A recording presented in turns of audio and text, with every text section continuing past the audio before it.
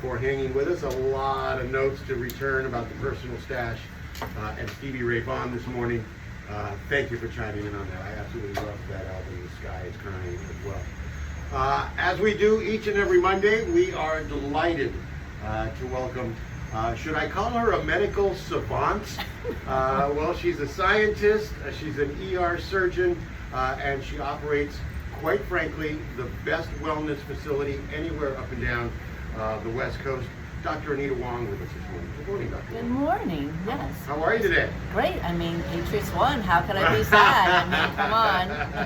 That's right. You're a Patriots fan. Well, I got family in Boston. I mean, I couldn't be any other way, right? Being a Jets fan, I've always kind of leaned against the Patriots, but there's no denying they did a magnificent job yesterday. How quick did those conditions go from normal to blizzard? Blizzard. I don't know how they were playing. It was fun seeing them slipping and sliding. But I think kudos to that quarterback, the backup. Jared Stidham. Mm-hmm. Yeah. He did great. I thought he did fine. Even the two-handed shovel pass that supposedly went backwards and really I think it went forward, but that's okay. Even that, I thought, he was trying to win. This guy was. I was hoping he'd fall flat on his face. I have to tell you the truth. That he'd try to make it a little bit of a game. And it was good. Right. Stiddy did a good job, and I think that as I mentioned this morning, the mistake for the Broncos was not going for the field goal when they had the sure thing. At the same time, though, I'm at home in the comfort of my own chair. Double guessing. But I also thought at the time, go for it. I was thinking, just kind of like put the squeeze on. But congratulations to you. Yes. Right. You and your whole family. Are your whole family Patriots fans?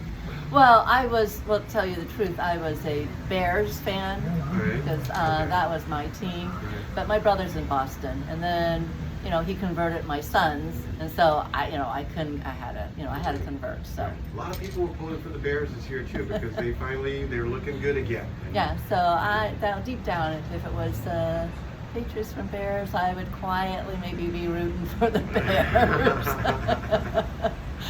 So your event on the 22nd. Oh my God, man! We had more than. Plenty of people that came, and we had people who we didn't know who were coming, and I apologize to those who couldn't get their demo because they wanted it, but then they kind of was waiting around, so we were running behind schedule a little bit, but everyone had a great time. We had food, we had raffles, we had prizes.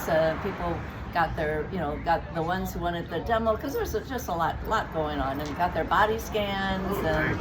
Got the demos of what they wanted, and got their minds treated, got the mind massage going. Excellent. Yeah, it was awesome. That warmed my heart. And you even and it was raining. It was raining, and we had a full house. I thought for sure everybody was calling. Are you canceling? I'm like, I'm not canceling. It's going no matter what. So then I thought nobody was going to show, and then we had extra people.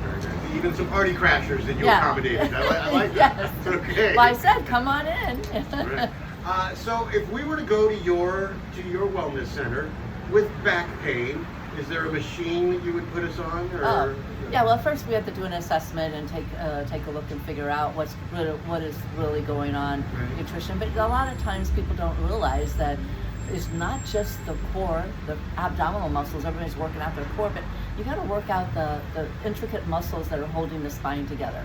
And those need to. So that is what the M-Scope's going to do, is stimulate those muscles, regenerate the nerves and stabilize the spine and stimulate the collagen and support that. So you need all the muscles to be working, firing. So it's a 360-degree thing, not just the front core. But the core is very important. And then people don't realize that the pelvic floor is part of the core. Oh. So if it starts from there. So if you're not working that out, you got to work that out. So you can do the Umsella, you can do that, and then different functions on the M-Scope for pain and for muscles. The pelvic floor is the same thing that we spoke about, controlling urinary problems. Yes. Okay. Yeah. So I see, and it's one of the things you see most in movies or television, is older people as they're walking, and I see it by here sometimes. Grabbing their back a little hunched over. So you're claiming it's not a sign of aging, it's a signal. Yeah, that is just not normal, right? Well, I mean, I have a different philosophy, right? Right, yeah. Everybody, That's a good one. You know, everybody thinks that, doctors, everybody, the conventional wisdom is you're born, you're vital, and you decline. And that's normal. And I say it's not. It's you're born, you're vital, and you maintain.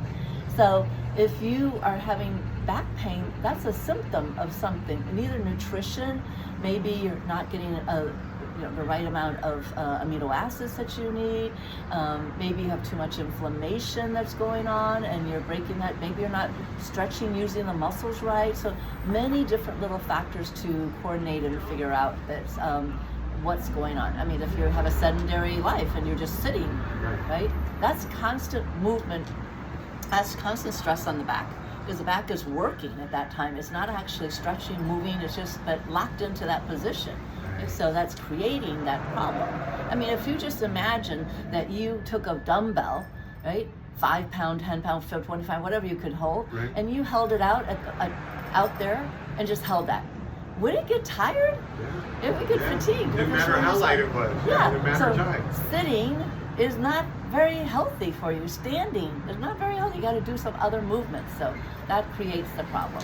You shared with me the story of someone who thought they couldn't sail anymore.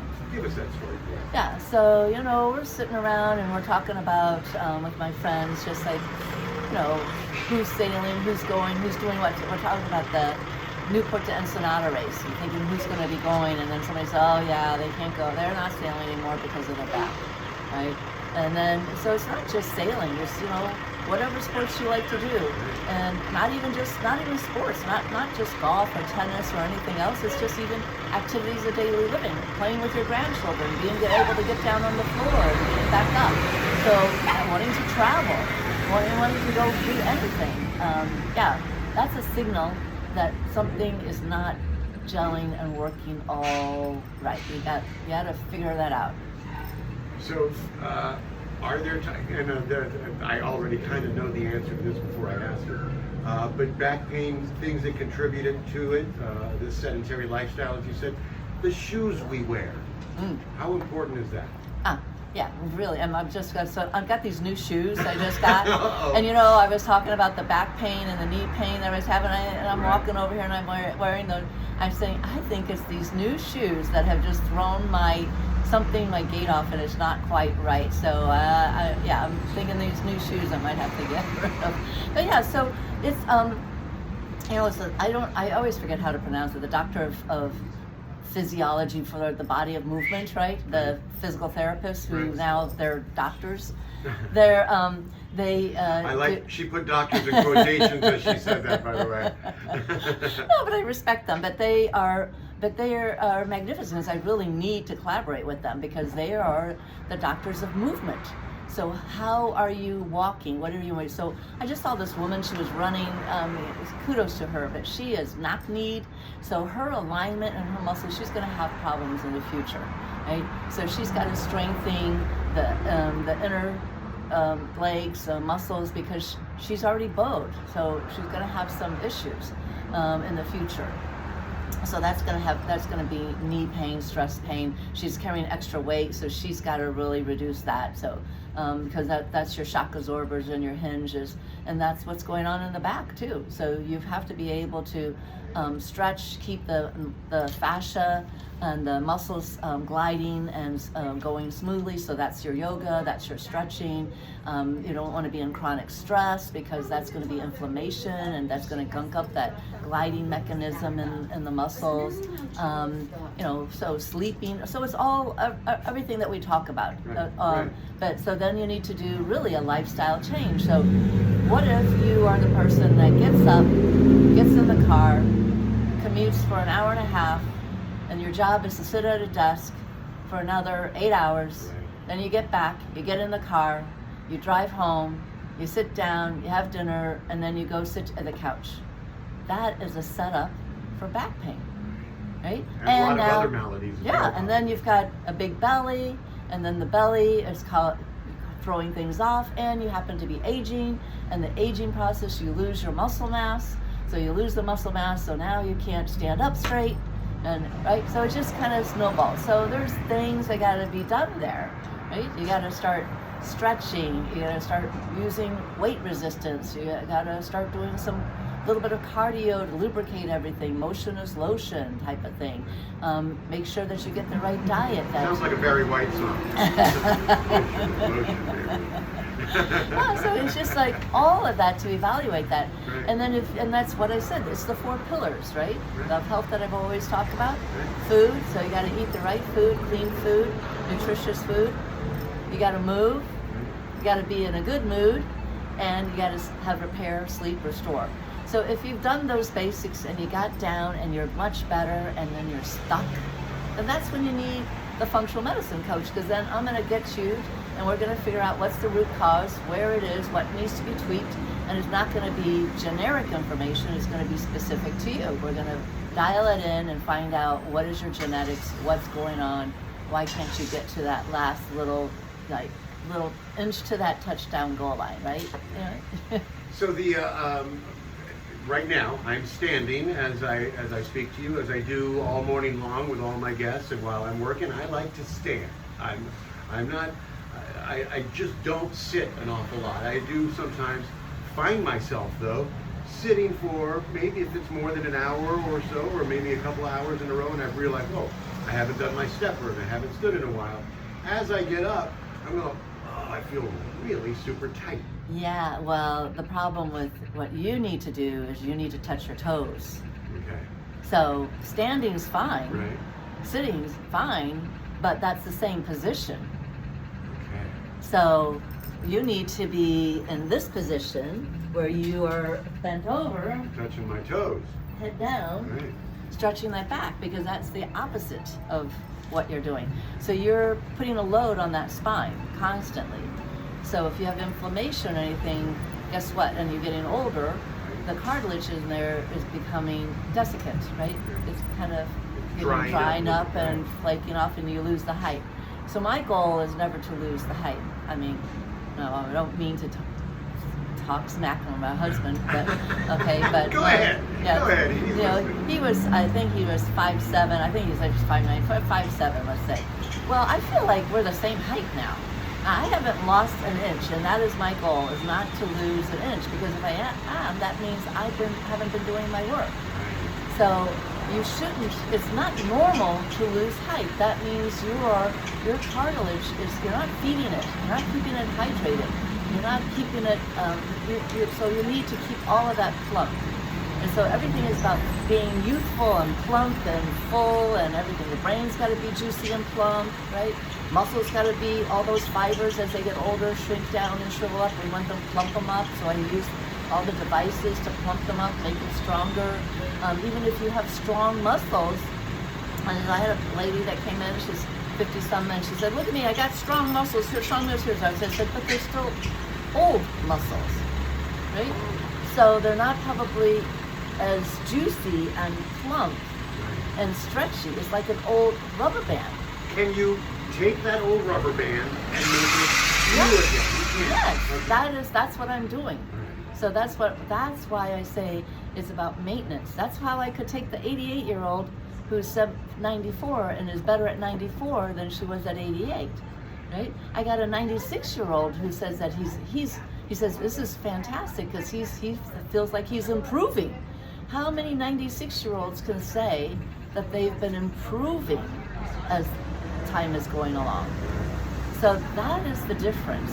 So no, I'm not going to stop aging. I'm just going to retard it, and we want to just get you more functional, more vital, so you have a longer health span, better quality, as long as you're alive. Right? Get those muscles juicy again, as you said. Yeah. So when you have back issues, let's say someone's had back issues for more than several months, like a couple of years worth of back issues. Every once in a while, they throw their back out when they're lifting something heavy.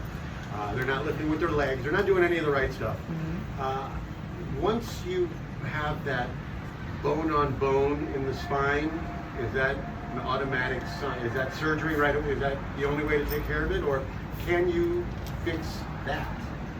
Well, once there's structural damage, it can't repair structural damage. Right? So if there's anything that's in there cartilage-wise, we could try to support what's left. So if 90% of it's gone, we're working with the 10%.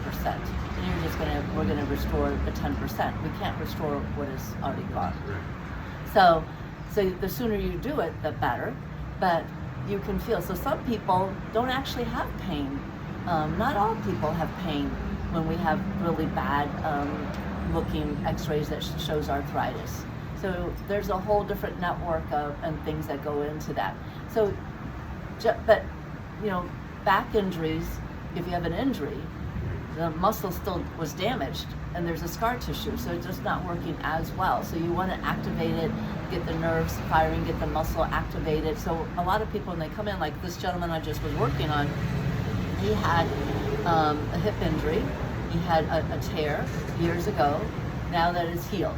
But he doesn't activate the hamstrings and the glutes normally. So it's a little weaker. So when I was using the device, he was going, okay, that's just the max I can go. I feel like there's something happening on the left side. I'm like, yeah, the left side's contracting. The right side's not. Right? He says, well, let's just crank it up on the right side. Well, I said, no, we got to do it evenly because we're going to crank. So by the time I got to 75%, the right side finally was activating. Okay, and then the left side, he could just feel it really strong because it was full fire, full board going. But we finally got the right side activating, and he was like, oh, I can feel that now, and strengthening that side. So his gait's going to be better, things are going to be better, but we're activating that muscle. And it's not just a one-time we'll fix it type thing. It's on a regular basis. It has to be consistent, much like exercise. Yeah, I mean, you go to the gym once? Right, right. No, I mean, you have to exercise regularly. Right. What about people that do exercise regularly, or maybe do yoga regularly, and still suffer from back pain? Well, they're still aging, right? So they are better. So usually the scale and the risk that we use is by your age group. So we'll say you're 50% better than your age group, or 75 or 90. So those people are going to be, let's say, 90% better in their age group, right? So yeah, they're 95%, they more active, got more energy, they can do more things, but they're still aging. So they might be 90% better than the people in their age group, but they're still aging. So can these devices help them to exponentially be better and be more useful? Sure. One of the biggest reasons that I love having you on is that you are so honest about what you do and what needs to be done with your patients. You, for instance, you say M-Sculpt Neo isn't a replacement for physical therapy or exercise, and it shouldn't be positioned that way, and you never position it that way. It's a helper. It's a tool. It's a tool. It just depends on, some of us are more, I don't know what you would say, some are more competitive, okay, than others. So let's say you're at the 90th percentile in your age group. Some people just say, I'm good. I'm not want to be there. But some people are like, I want more. I want to be the 99. I want to be more. Well, then there's a tool for it. Right. It just depends where you are. So if you're like in the 40th percentile of your age group and you want to stay there, fine. But if you don't want to work out or do the hard work initially, I got a tool to jumpstart you, but you still got to do the work, right? So in my, it's funny you say that, on my station, and both the stepper that I have here, which counts steps, and the stationary bike I have at home, I always have it on the last venture, whether this is the last time I did steps or the bike is on the last time I took a ride. I need to beat that mark. I'm competing against myself. I'm not going to get off it until I beat that mark. Yeah, I knew that about you. Yeah. And I've now, since our conversations, I do a really nice stretch regimen before I get on the bike. Not so much here. I show up early here. You need to stretch here. Yeah, Do it twice a day. That's a little tough to say. It's a small. You can do it. That's an excuse. There's no excuses allowed. I could, when you said touch your toes, I lifted my foot up to my hand. I'm like, I can touch my toes here. But yeah, so stretching before I do anything. Anything. Okay. So what is the next big adventure for you? When are we going to be able to maybe do another demo?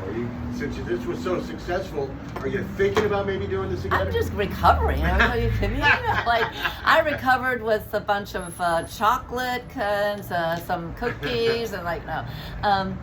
No, I think we're thinking about, I think we're working with the manufacturer, with the BTL company. I think what they're going to do is we're going to try to figure out to have a big bus that has exomine, and we're going to figure out a place that maybe we can park it, and then have people just come and experience it and check it out. So we'll figure that out. So right maybe here, I have a spot right here in front of the studio. We have people passing by all day. We literally thousands of people pass by. I was thinking of having it by my office, but okay. all right. I guess that might make a little more sense.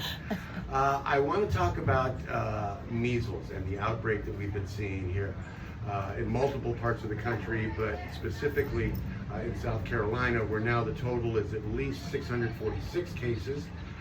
There were roughly 760 cases to end 2025 in West Texas.